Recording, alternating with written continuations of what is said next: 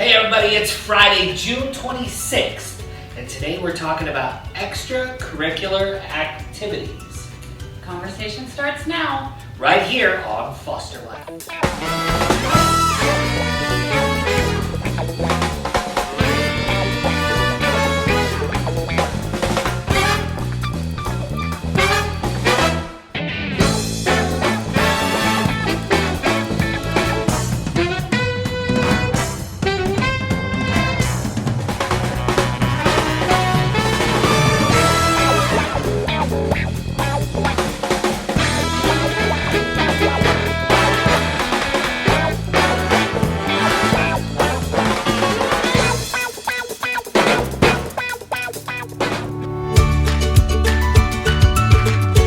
Welcome back everybody, it's Rob and Jody here on Foster Life today. Joe Mama, and you're actually filling in this week while Tristan is out on assignment. Yes. So this is your second day at the news desk with me today, and you did wonderful yesterday, so I think today will be as good as well. It's kind of a sad day in our community this last week.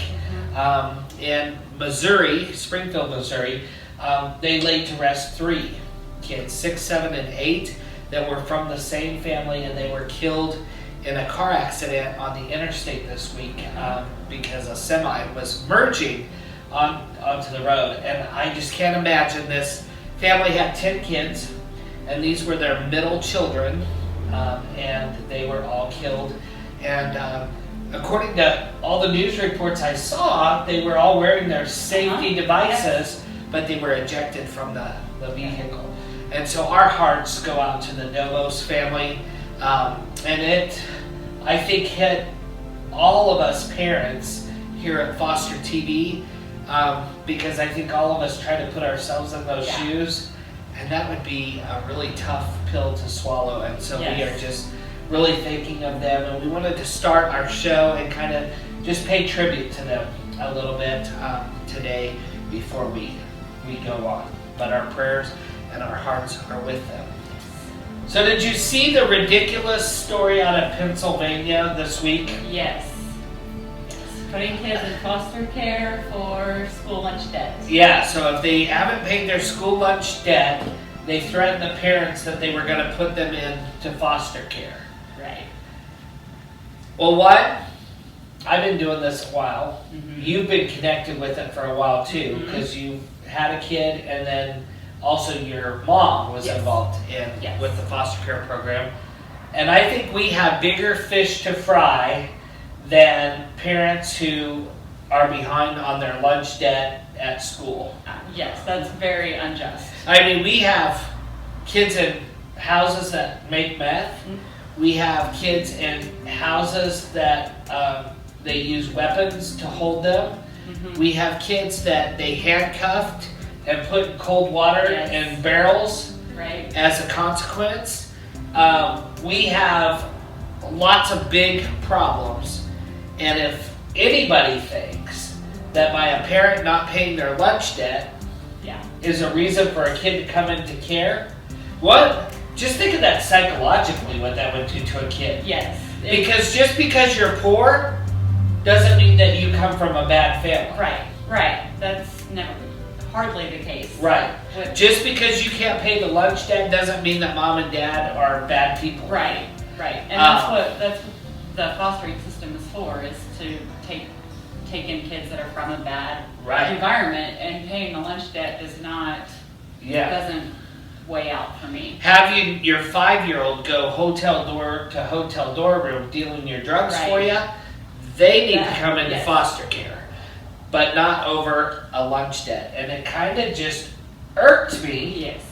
And I hope that there's some kind of consequence for the school district that sent out these letters. For threatening the families, basically. Threatening them just because they're behind on their lunch debt. And I don't know. I mean, you can open the conversation. You may not agree with me, and feel free to leave a comment.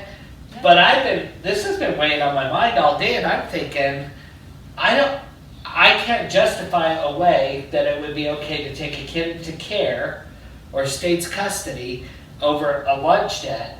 And that let's just put the basics out there. Mm-hmm. Not even ethically is it right? Right. But also, just think about the cost. Yeah. That the state would have to pay for bringing kids into care because they didn't pay their lunch debt. I think even if they had a $300 lunch debt bill, that it would be a lot more. You see what I'm saying? Yes. And I don't even think it's justified for a school district not to feed a child. Right. When they have a lunch debt. Yeah. So I definitely cannot get behind. Well, this past winter, there was the lady, and we talked about her on our show. Mm-hmm. She got fired because a kid didn't have lunch money, and she fed him anyway. Mm-hmm. And I don't think that's right either. No.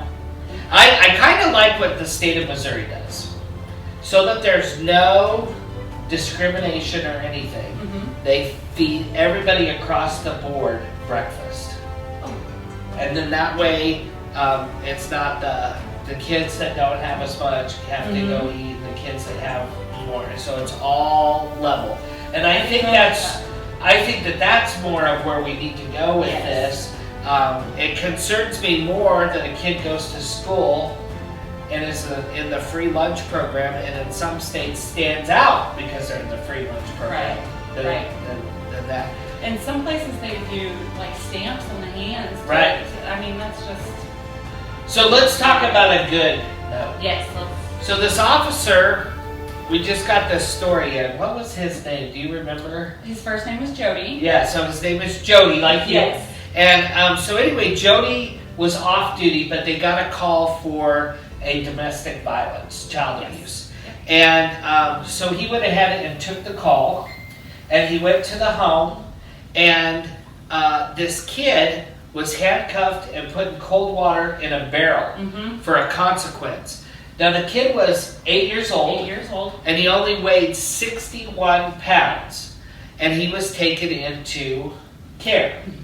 And the police officer took him in as a foster child. Yes. Even though they had their own family, and they had one on the way, didn't they? Yes. They found out, I think maybe 2 days after they took in the foster child that she was something like that. Yeah, so they were expanding quickly. Yes. And so, lo and behold, they adopted him recently. But they found out that the mom also was going to go do some time in prison, and they didn't have a place for the sister to go. Right. So this cop and his wife, Jody and his wife, took the daughter in too, and he said in his interview that he never thought that he would have a big family, but he said God had different plans. And I just think that that's so cool, because police officers get a bad rap. And this is probably about the 12th story that I've heard about police officers working with foster kids and setting a really good example. So to Jody and to his wife, cheers, hats off to you, and thank you for taking in this little guy and his sister. And I hope that they bring you much joy and love over the years. We'll be back right after this. We're going to talk about extracurricular activities today on Foster Life.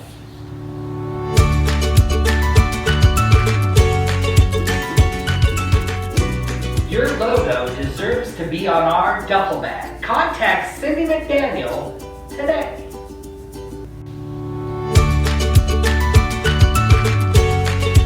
It's good to have you with us today on Foster Life. 490,000 kids are in foster care each year. And out of those kids that are in care, 23% of those are in a residential facility. Some of those kids are in foster homes or other placements, like kinship placements or whatnot. The effects of foster care is something that they will never forget and puts a permanent imprint on their heart. Today we're talking about extracurricular activities and things that you can do with kids that you foster in order for them to feel more like a normal child with a normal life and kind of get away from the chaotic lifestyle that they're leading right now. just something to connect with. Yeah, so as this came up as our producers, they plan all the shows for us, and so they run them by us and they tell us what we're going to be talking about and everything. And as I was thinking about this story, they will never forget the day that they came into foster care, and I know this because I've talked to way too many foster kids in my years. And I think sometimes these extracurricular activities give them an opportunity to, one, unplug from the trauma, from the drama, from the whatever they're going through. And so they just get that opportunity to unplug.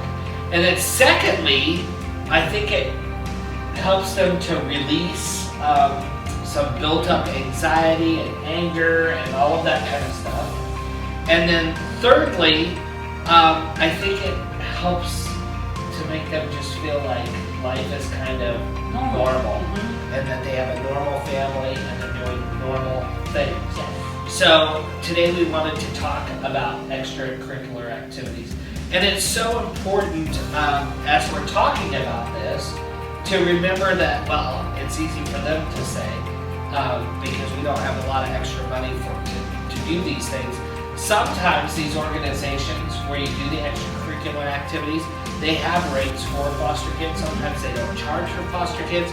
And almost 9 times out of 10, if they want to participate in an extracurricular activity at school, and you let them know that they're in foster care, the coaches, teachers, counselors, principal, administration will try to alleviate those costs as much as they can so that those kids can participate and be a part. There's a lot of private companies that do that as well for youth care. Yeah, because it's not, it's expensive. Yeah, oh yeah. Like your daughter is in dance, right? Yes. And on average, what does that cost a month?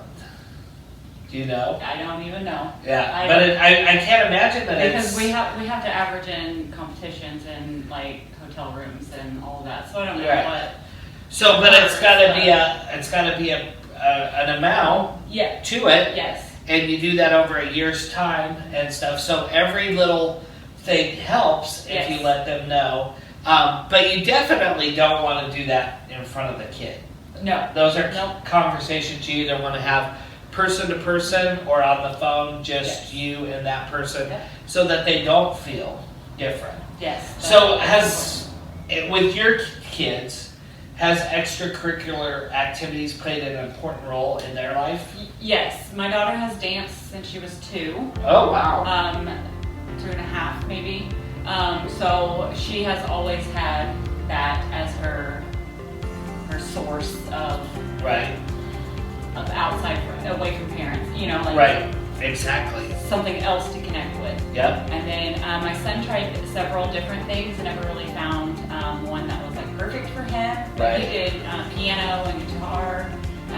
He played baseball a couple summers. But he still plays guitar, doesn't he? Yes. Yeah. Yes. So and it can be a lot of things. Kids sometimes they bond best with like a musical type thing. Some do better with like a dance type thing. Some do really good with karate. Some do good with sports activities.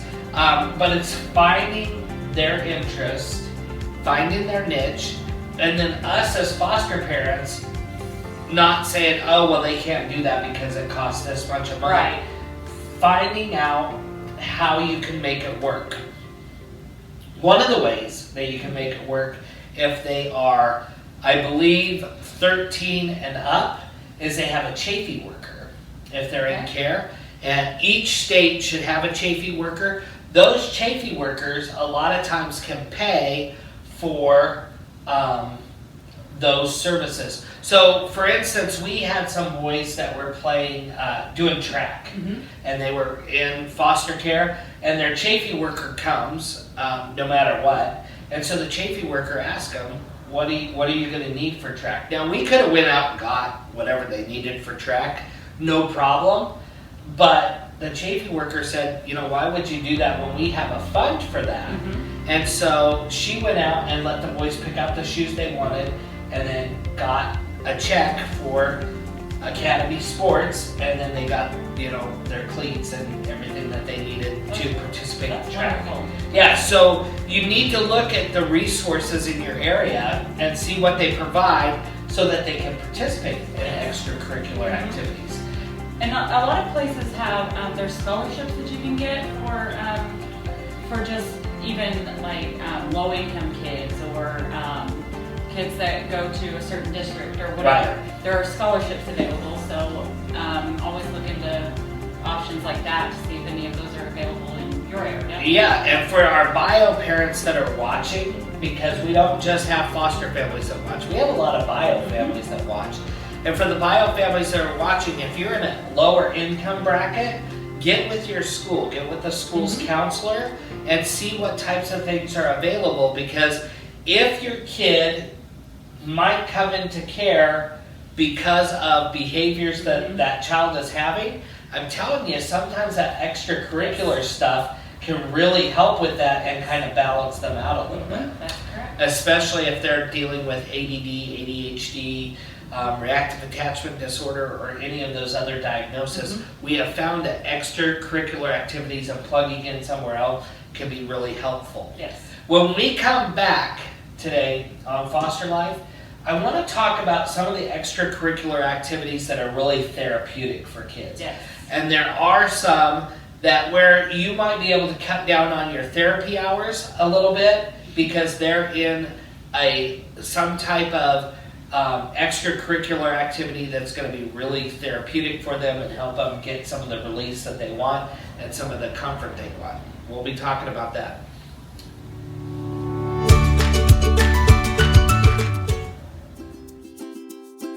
Your logo deserves to be on our duffel bag. Contact Cindy McDaniel today.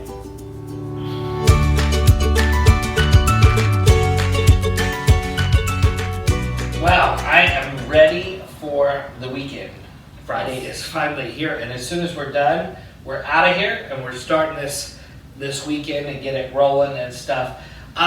So Jody was talking, today we're talking about extracurricular activities for foster youth and the importance of that, but she just actually brought up a really good point at break. So if you deny a kid extracurricular activities, that can have a major effect on them, is that right? Yes, it does. And it impedes on their happiness and their mood, and you're just denying them something that brings them comfort. And self-esteem, it can lower their self-esteem. It can really have an impact on them. So if you have a kid that's always played football since elementary, and then you say, well, we're not going to let you play football here, that can really affect them, and it can actually make the trauma worse, and it can actually make things worse for that kid.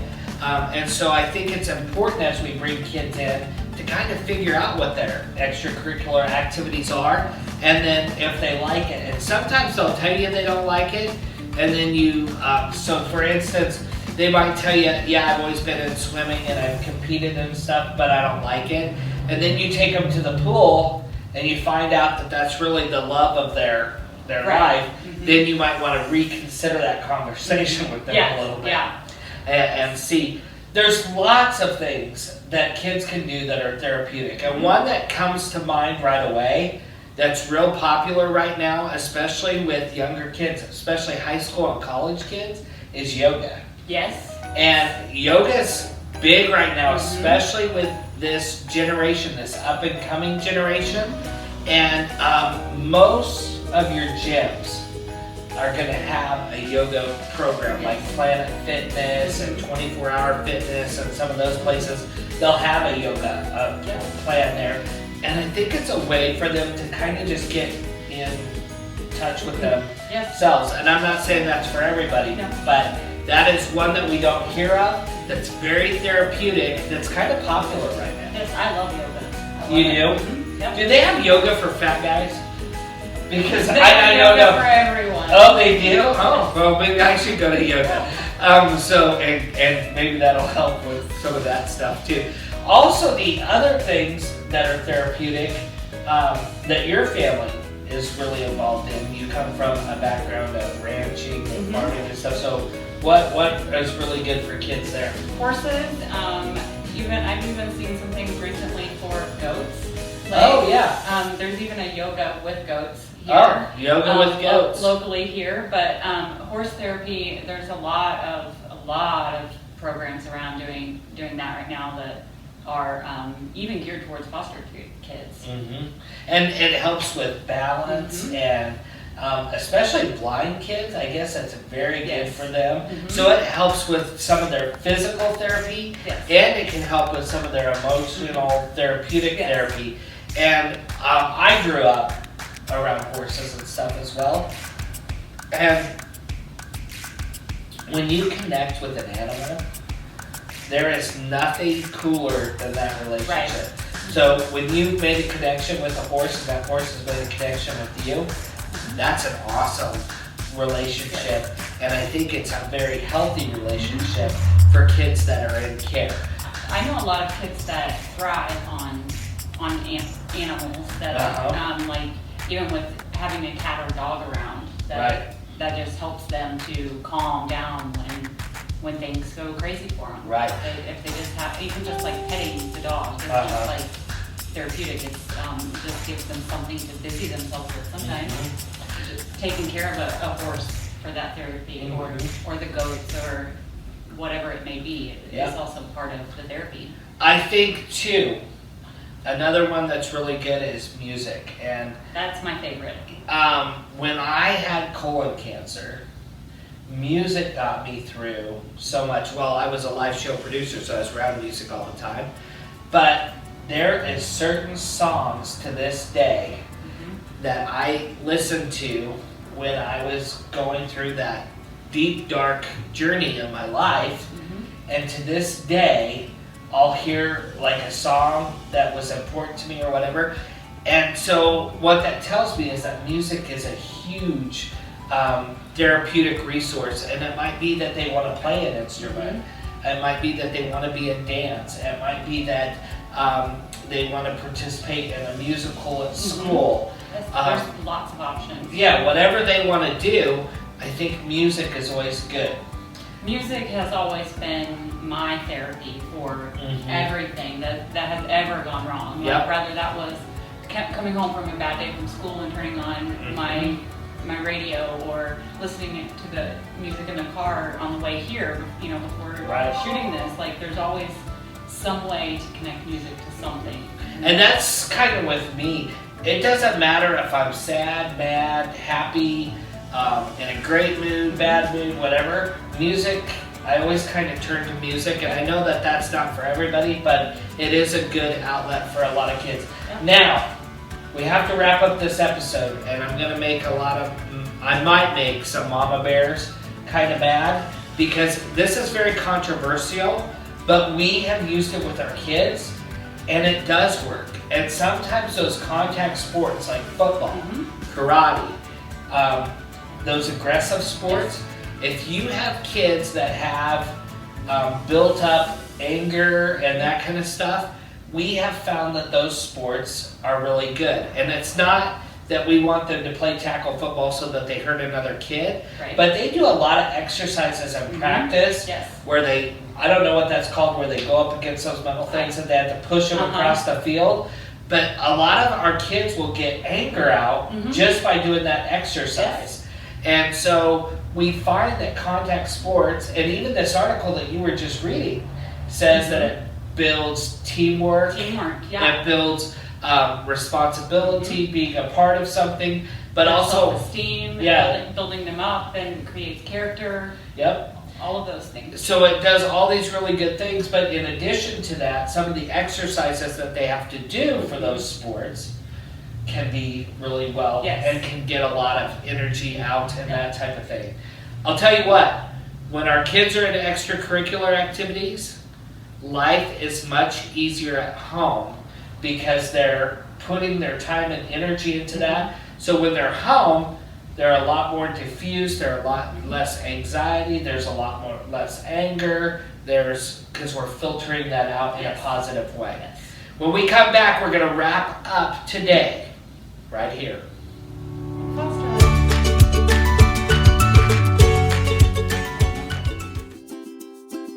Your logo deserves to be on our duffel bag. Contact Cindy McDaniel today.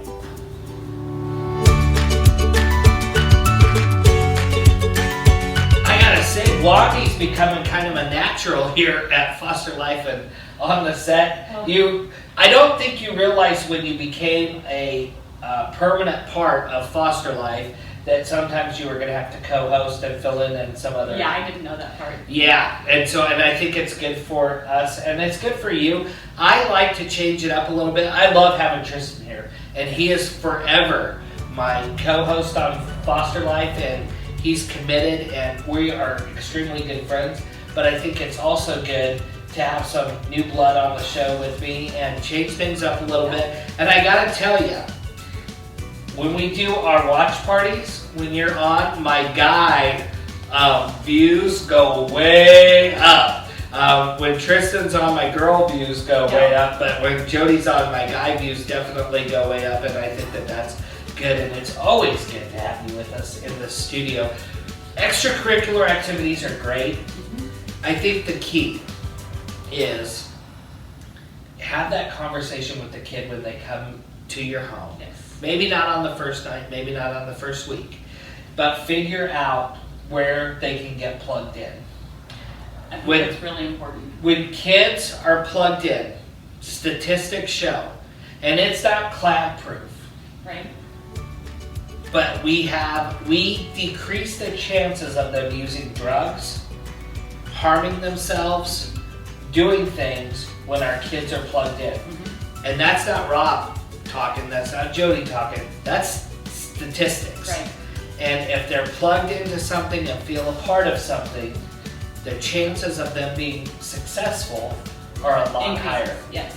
And that's one of our goals here at Foster Life is I don't like that 10% of kids in care go to college. I think that's ridiculous because I meet a lot of really awesome kids that can benefit from a secondary education. Yes. And I think we're kind of missing the mark. I but think if you want to would benefit from some of these kids going to. Oh yeah. There's kids that we had that they could go through college and stuff and they could be probably a president or something. Yes.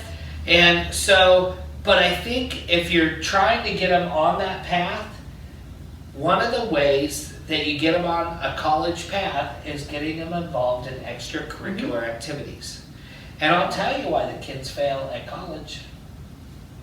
Your mom and I had a long conversation about this, and Cindy, our marketing manager, she did social work for a lot of years. And one of the things that we talked about is when our foster youth go to college, they've been so caught up in the system, they don't know how to live once they get to a dorm. Right. And they don't know how to thrive. Well, if you got them plugged into extracurricular things and normal things, it's going to give them a better chance when they get to college to feel more comfortable. Yes, and then they can reach out at the school for like the drama club or whatever it may be to just have an extra connection to normalcy. Yep, and you can always find those connections for them. Even if they're a video gamer, they have little clubs that get together and they do video games and stuff like that. And we have that right at our church, and they can go, our kids go and video game there and stuff. So I think pretty much any kid can get plugged in somewhere. Somehow. Yeah, somewhere, somehow. Yes. So did you hear about our cool event that's coming up on August the 3rd? Yes. So it's local here. If you want to come and you're not local and you want to come to Springfield, we are getting together with 100 junior high and senior high kids. And we're going to go out in the community and raise money for our duffel bag drive. Trash bag moves no more. And so they're going to come here. We're going to kick off with breakfast. And then these 100 kids are going to go out into the community and they're going to raise money. We have a scavenger hunt that your mom planned. Yep. Like I said, her mom's our marketing manager. And she planned a scavenger hunt, so it's going to be fun. Yes. They're going to raise money, and then they're coming back here, and we're going to have a full-on block party. Yes. And it's going to be fun.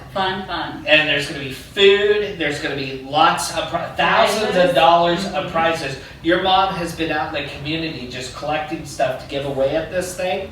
And then we're going to have music, dancing. It's just going to be a full-on block party right here at Foster TV. If you want to attend that event, you can go to our events page on fostertv.net and you can get all of the information. You'll kick off right here at the Foster TV studios in downtown Springfield, Missouri. Yes, August 3rd. Right. Our duffel bag campaign is really close to having the first 1,000 bags. So close that we announced earlier in the week where the first bags will go. So the first bags are going to go, some are going to go to Missouri, some are going to Colorado, some are going to Nashville, and some are going to the Los Angeles, California area.